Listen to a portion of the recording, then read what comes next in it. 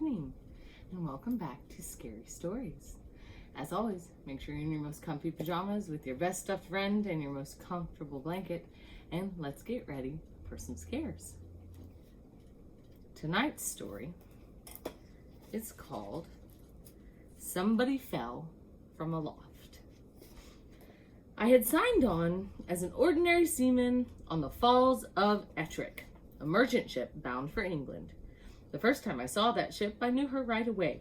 She was the old Gertrude Spurshoe. I had sailed on her years before when she was painted brown and gold. Now, she was painted black and had a new name, but it was the same ship for sure. We had a pretty good crew for that voyage, except for one hard-looking ticket named McLaren. He was a pretty good seaman, but there was something about him I didn't trust. He was kind of secretive, kept mostly to himself. One day, somebody told him that I had worked on the old Gertrude. For some reason, he got all a tremble over that.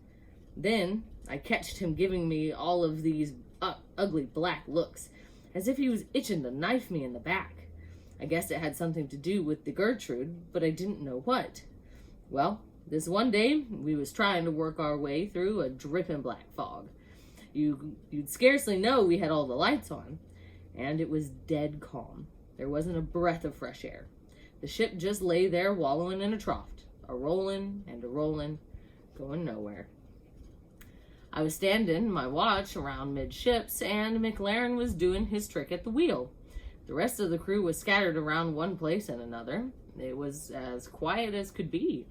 Then, all at once, whack! This thing hits the deck right in front of McLaren. He lets go a screech that turns my blood cold, and he falls down in a faint. The second mate starts yelling that somebody's fallen from aloft. Laying out there just forward of the wheel was someone, or something, dressed in oilskins with blood oozing out from underneath. The captain ran and fetched a big light from his cabin so we could see who it was. They kind of straightened him out to get a good look at his face. He was a big, ugly-looking devil, but nobody knew who he was or what he was doing up there. At least, nobody was saying. When McLaren came to from his faint, they tried to get something out of him.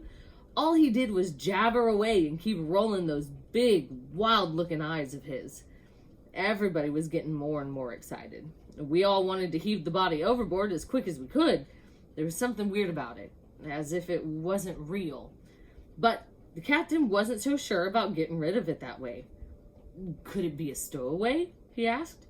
But the ship was so filled with lumber we were carrying, there was no space where a living thing could hide for 3 weeks, which is how long we had been out.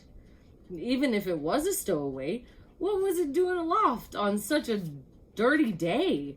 There was no reason for anyone to be up there. There was nothing to see. Finally, the captain gave up and told us to heave him overboard. Then, nobody would touch him. The mate ordered us to pick him up, but nobody made a move.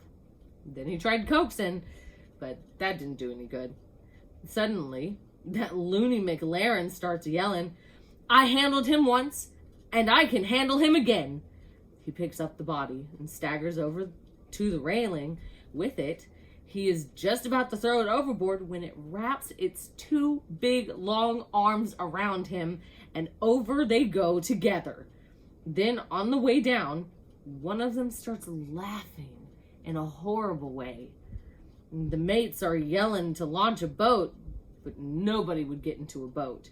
Not on a night like that. We threw a couple of life preservers after them, but everybody knew they wouldn't help. So, that was that.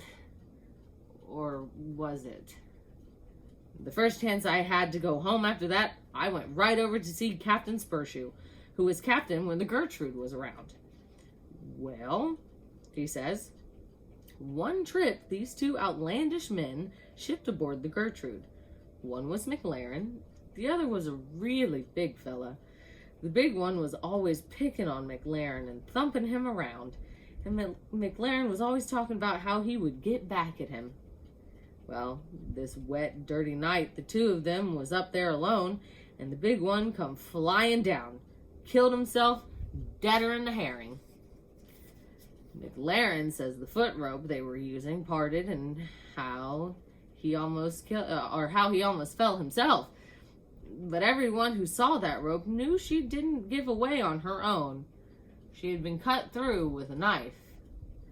After that, whenever we came into port, McLaren thought we were going to get the police after him, and he'd get pretty scared. We couldn't prove anything, so we didn't try. In the end, I guess the big fella took care of things in his own way. If he was a ghost that came back, that's what he was. If there be things like ghosts. And that's the end of our story for tonight. As always, good night.